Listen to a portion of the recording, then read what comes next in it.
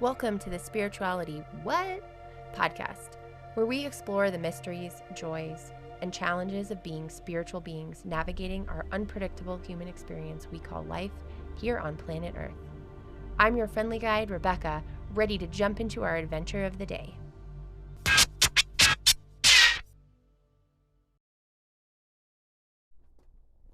Hello, and welcome back to the Spirituality What? Podcast. My name is Rebecca, and I'm excited. It's Wednesday. We're dropping a new episode. This week, we are going to talk about tarot. And actually, this is part one of a part two episode. And we're doing it with my mom's friend, Sassy. My mom and Sassy have been friends for quite a few years, and I got to sit down recently with Sassy to discuss her journey to tarot. The basics of tarot, and we had a little bit of a discussion around the different kind of decks and spreads of tarot as well. We talked a little bit about what's the woo-woo in tarot and a very memorable teenage reading that Sassy did. So join us today. Really excited for this, and we're just going to jump right in. All right, welcome back to this episode of Spirituality What? I am excited today. I am here with my friend Sassy. What? And we are actually in my mother's basement. Woo! Yeah, we're those people. We live in our mother's basement. So today we are going to get into the aspect of spiritual beings using tarot and the role that tarot plays in spiritual and non-spiritual lives. And first, if Sassy, you'd like to give an introduction to yourself? Yeah, I mean, I'm just a girl that's always been fascinated by things that are unusual or weird coincidences or things like that. And started reading tarot in high school, with a book and cards, Rider-Waite, which is like the most traditional tarot deck that's out there. There's many different tarot decks, but Rider-Waite is really kind of like where it started, and really just kind of read from a book. And then when the pandemic started, I was like, I want to really learn these cards. I want to memorize them. I want to know what they mean. I want to know what the symbols are, and I want to really know what it's all about. And so I started studying and taking classes online during that time, and started getting really good at the cards. And so it's kind of like something on my bucket list to just really understand the cards. I think I'm a person that really values education. Okay. So I wanted to understand what they mean even in a non-mystical sense, in the sense that, some people are naysayers or don't believe in these kind of things. Yep. And so I want to know facts so that when the woo-woo stuff comes in, I still know the facts. Okay. Yep. Absolutely. So that's kind of my journey. And I think it's just fun. It's a great way to offer guidance or insight. Nothing is ever set in stone. And that's what I like about it. It's just simply something to keep in mind about your journey in life. Yeah. Okay, cool. I like that. And Sassy has done a tarot reading on me before, and I will say that it was pretty spot on. So she definitely knows what she's talking about. And before we get into too much more detail with the tarot, I'm going to ask the question that I ask all of my interviewees on this podcast, which is, what does spirituality mean to you? For me, I think it's so personal. That's why organized religion has just always kind of baffled me in a sense, because it's changed into so many different things for me, as someone who was raised with no religion, to then discovering what religions were, to being like agnostic, to thinking I was something else, and kind of rolling back around to being agnostic. I love the idea of the fairy tales that religion brings. I mean, that's so cool. I mean, I bet Jesus was rad, right? And to each his own, no matter what the religion. I think there's beautiful traditions and stuff. But for me, spirituality is just so private and so personal. It's my own personal connection with the universe. She's almost like a goddess to me. And yes, she is a woman. I guess I would say almost like Mother Nature is kind of how I look at it, or the power of the universe. And just because of the coincidences and the random things that happen in life, there's something else, right? Mm-hmm. Maybe. I hope. Yeah. That's what agnostic is. The idea that, you're open to the idea that you could be. So I'm definitely not atheist, but Okay. yeah, that's what it means to me. It's just, it's so personal. It's hard to say, like, I would want to hear everyone's definition. Yeah. And I will say it has been very interesting as part of the podcast. I like asking this question because when I was researching this myself and trying to make a little bit more coherent thoughts around what I thought spirituality was, that was kind of what I came up with. And when I see information from atheists, it's like, well, you can't define spirituality, so it can't be real, right? And it's like, well, it is different. Yeah. For every single person, because every person's experiences are different and understandings and upbringings. And so it is different, but I am noticing a little bit of a theme. So I'm excited kind of to do a little bit more research as the podcast goes on and see sort of what themes emerge from the answers to these questions. Sometimes I think, what if people get what they want? Like, if you're atheist and you think there's nothing, then there's nothing. But if you think you roll up to some pearly gates and get welcomed in and sit on a cloud, that's what you get. Yeah. Or if you just get reincarnated as that cat you always wanted to be, rock on. Yeah. We'll never know. Yeah, like, exactly. I mean, exactly. It could be. Very well could be. Awesome. All right. So we're going to jump into tarot today. And you mentioned in your introduction that it was something that kind of intrigued you in high school. Yeah. I mean, I think going to the Renaissance Fair in Colorado, there's a great Renaissance Fair that happens in Larkspur. And I started going there, and you can get your fortune told, your runes, your tarot, your, mediums, all that kind of stuff. And so I think that's where it started, like, getting read the cards. And then often not really knowing what they were saying or knowing if they were telling me the truth. Sure. Yes, I think that's definitely a risk that those of us that don't know take when we get a reading. Now that I do know how to read the tarot cards, I love when I'm watching a show, like a TV show, and they're like, "Oh, it's the Hanged Man," and I'm like, "What?" And like, that's the Hanged Man is fine. You're just chilling out and thinking about your decision. Like, what's wrong with that? What's the problem with being in your head and like just chilling out a little while? Yeah.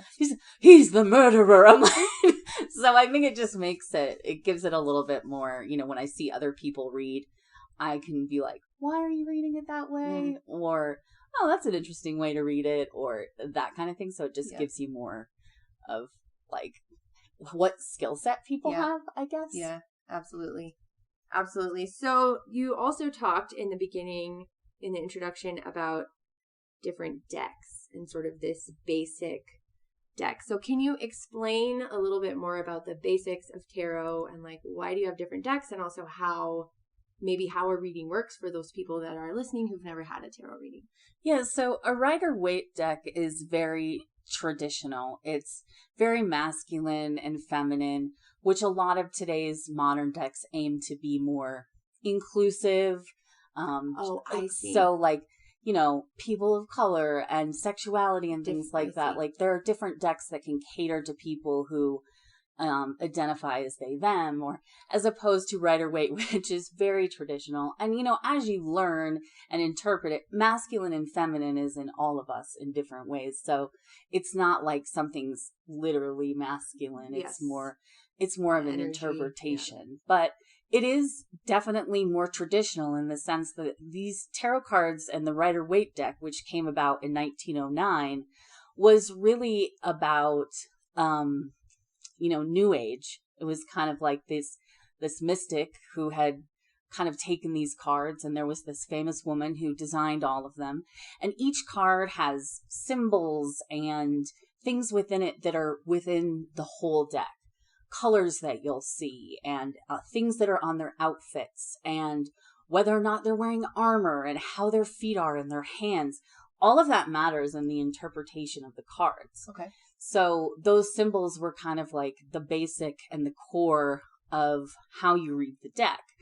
And of course, today, there are many decks. And there are many beautiful decks by many great artists.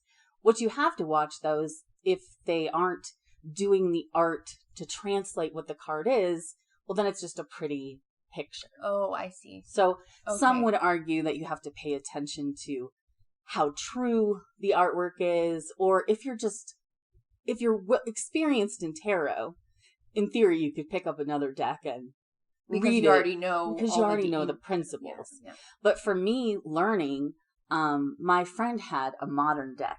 And so the whole time we study together, I always say, now, is that the guy sitting on the bench in my deck?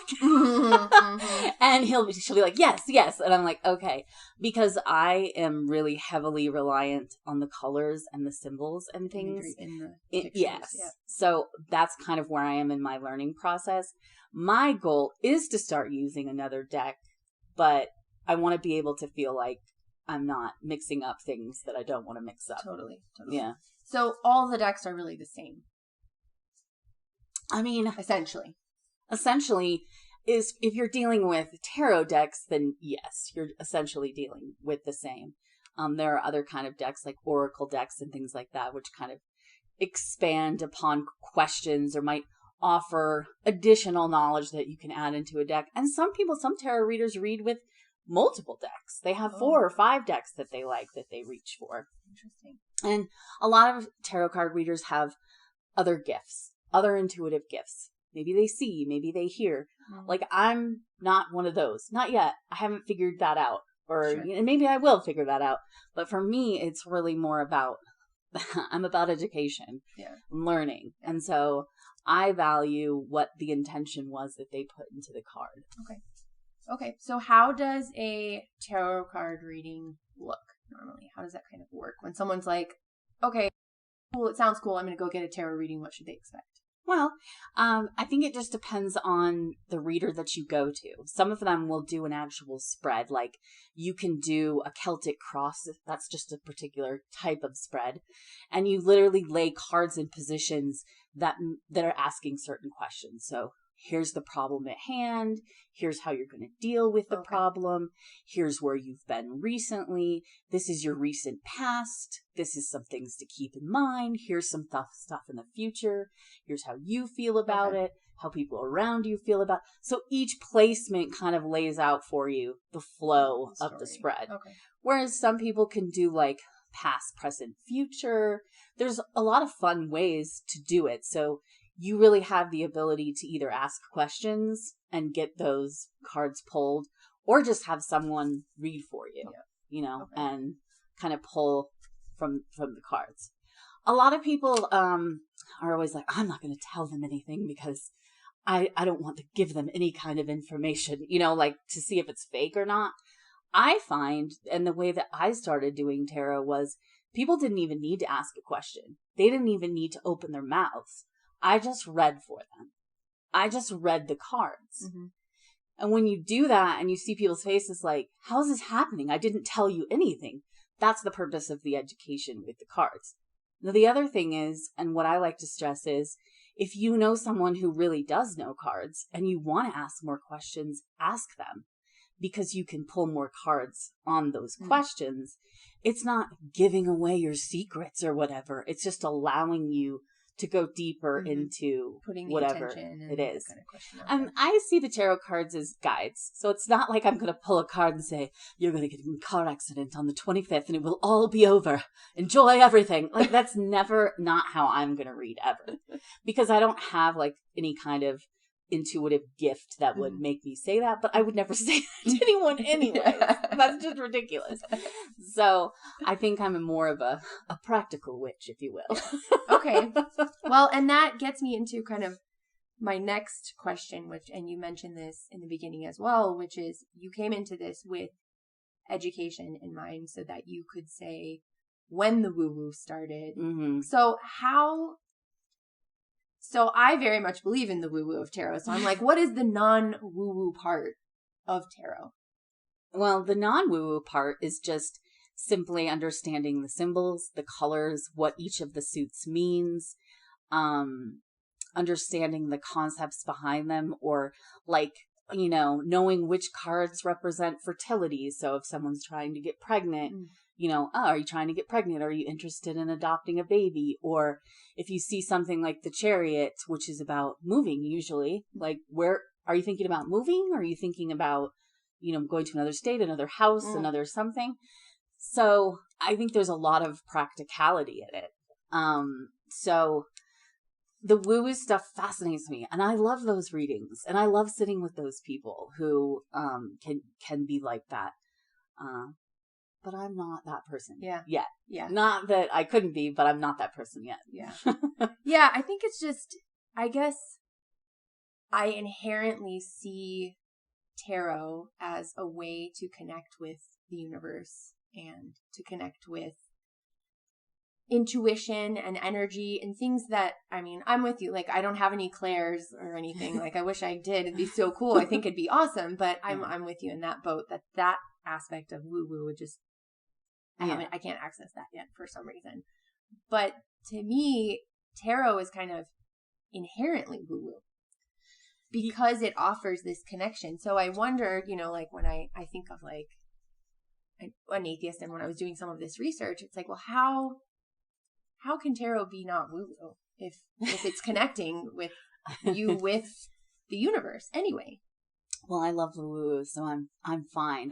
I think that the practicality of it and the reason I'm that way is because I want other people to find it accessible. Mm-hmm. I want other people to love it as much as me. Yeah. And that's my own personal thing. Totally. Right? So, kind of,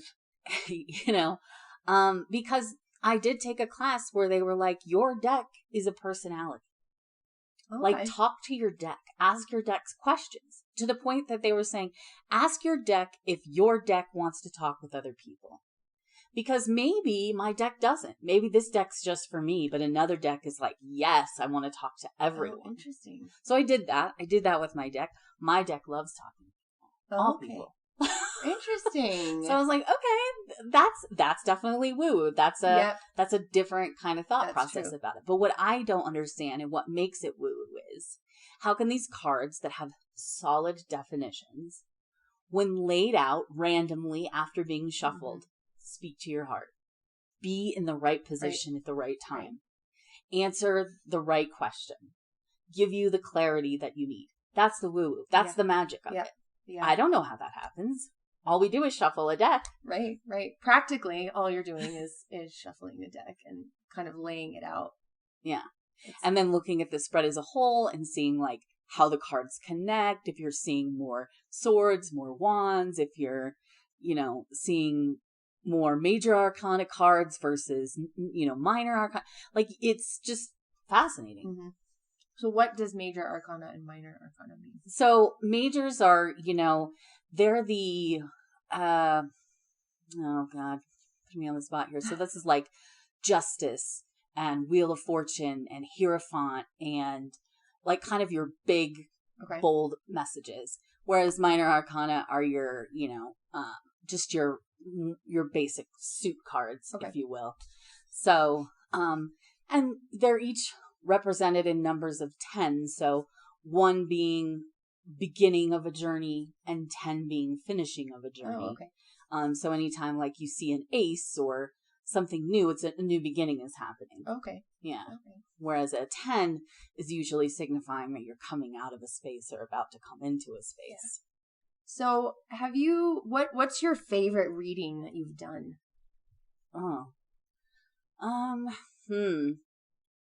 One time, I'll never forget this reading that I did in high school. And that was before I was even like out of the book, right?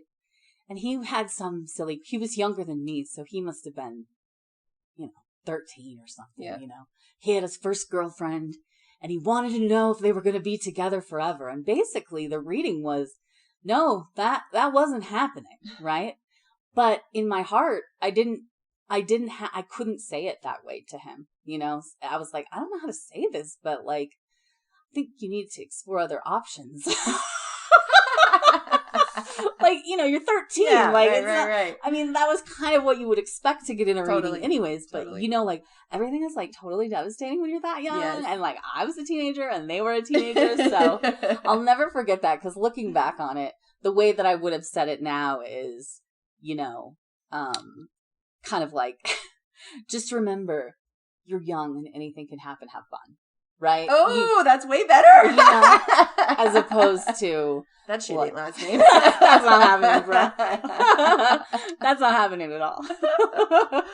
That's awesome. Yeah. That's pretty fun. So you really have been doing this for a long time. Yeah. And I study tarot every week with my friend. And so we practice. We do a lot of like practicing scenarios and, like, okay, we pull a card and this is the scenario. And then we kind of figure out how it ties into that. So we can, experience more of like life, the questions that people have, like real life. And it's just fun because you always are learning. Yep. Always are learning new things. And some tarot people believe in reading cards in reverse versus, so if it pops up in reverse versus straight up, they read it a different way. And so I've always kind of not been for reversals because I just don't, it's just not a thing for me. So my friend and I, we've kind of been on the same page about that, but we've decided to challenge ourselves and we're going to take a class on reversals. Oh, okay. So we're going to learn how to read reversals and, how it plays into it. Because sometimes the reversal is not the exact opposite of the definition. Okay. And when I'm reading a card to someone, I'm sort of automatically giving them the positives while also saying, watch out for, right? Yeah. So it's kind of like, why do I need a reversal to say, here's some good things, but watch, like keep in mind this, that, or the other thing. So a reversal to me kind of seems unnecessary, but maybe I'll find it totally necessary now. I'll be like, oh, that's cool now that I understand. Because mostly it's about me being like clumsy and how I hold my deck. And well, what if it wasn't reversed and I reversed it on accident? I see. Yeah. Which is like not the way it's supposed to be. It could have happened. And I'm sure the first thing the teacher will say is, you need to chill out. And just like, it's not that deep. And I'll be like, but it is. Yeah. Maybe I should have told the kid I'll be together forever. You're with her forever. You're 13-year-old, That's really fun. Even though the decks are very similar, it sounds like there are a lot of options for different ways to read, different kind of like add-on packs that you can add on to really make it as sort of mature or comprehensive or complex as you'd like, and also kind of as simple with just kind of one deck. Yeah, exactly. And I have so many decks and I only read with this one. I have decks that I think are pretty, but I only read with this one because I'm really attached with it because I've had it since high school. Oh, cool. So they've been with me, forever. Yeah. So, but yeah, there are a lot of beautiful decks out there. There are. Yeah. I did a tarot reading in town recently. There's this, I can't remember the name of the place, but they have like a salt cave, a Himalayan salt cave there. And they did some readings and she had this like black galaxy looking deck. Like all the cards were like really dark and kind of had like galaxy colors on them with like gold designs. And I was like, oh my God, this is gorgeous. And she's like, yeah, I love this deck. And she used that deck because I was drawn to that deck too. Yeah. But yeah, it was a good reading, but definitely the reading you did before that. Well, I was like, well, that one yours was a little bit better. I was a little bit more impressed for sure. With decks are art, They are. And artists, I love and appreciate art. Mm-hmm. So, I love looking at the different decks and how they interpret the cards and, a sucker for a pretty deck. So yeah. And you can add other things in like crystals too, right? And I'm an earth sign, so I have my crystals. But sometimes you might put some crystals on the table and you might ask someone, do you feel drawn to any of them? And crystals have their own meanings, so absolutely. You can kind of set the tone like, all right, great, you're looking for some warm fuzzy today or whatever the kind of thing is. Okay. Some comfort, some knowledge, whatever it may be. So that's kind of something you can add into a little spice. Yeah. And that is a wrap for today. Join us next Wednesday for part 2 of this tarot episode with Sassy. Also, don't forget to tell all of your friends and all of your family members and all of your coworkers about this podcast. I'm really having a great time doing this and appreciate all the love and spreading the word. And we will see you next week. Thank you for joining me on today's Spirituality What? Adventure. Subscribe, rate, review, and share this podcast. Visit us on Instagram at spirituality.what to interact, tell us what spirituality means to you, and even provide some of your own personal musings. Human on, you phenomenal spiritual beings.